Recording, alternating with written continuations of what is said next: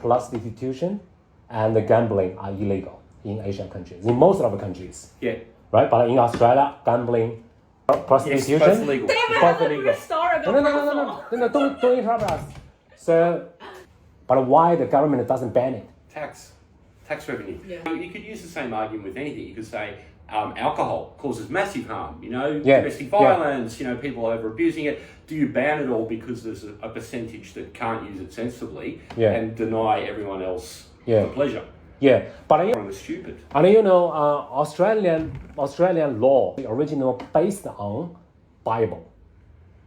Because of Westminster system, yes. So, That's the system, right? Yeah. Bible tells you don't gamble.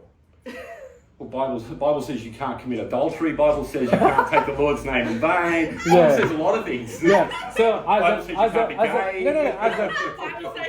if you had a magic wand, you Yeah. can make things work. Would you ban the gambling for the whole Australian society? No. Why is that?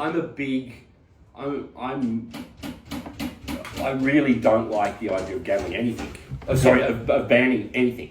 You don't like ban anything Banning because you think gambling is a personal choice. That's right, and a lot of people do gamble and gamble sensibly and gamble for fun, and a smaller minority abuse it. It's the same as alcohol, the same as cigarettes, as prostitutes. People like what? You could ban anything just because one person misuses it. Okay. You could ban cars because someone drove too fast. you know that it's. But I have points. If I drive fast, they suspend my license. That's true, actually. But what I did research. The tax from the gambling industry. How many tax they contribute to the government? It's a lot. It's fucking 50 billion every year.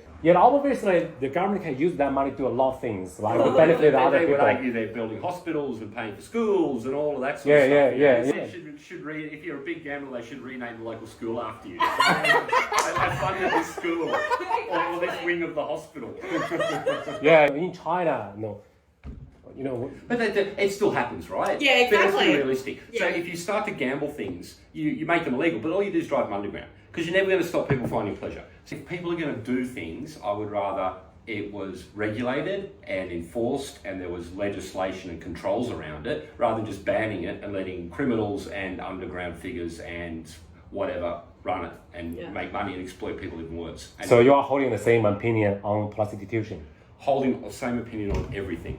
I don't like the idea of banning anything. Mm-hmm. I'm really anti-banning. Polo gun.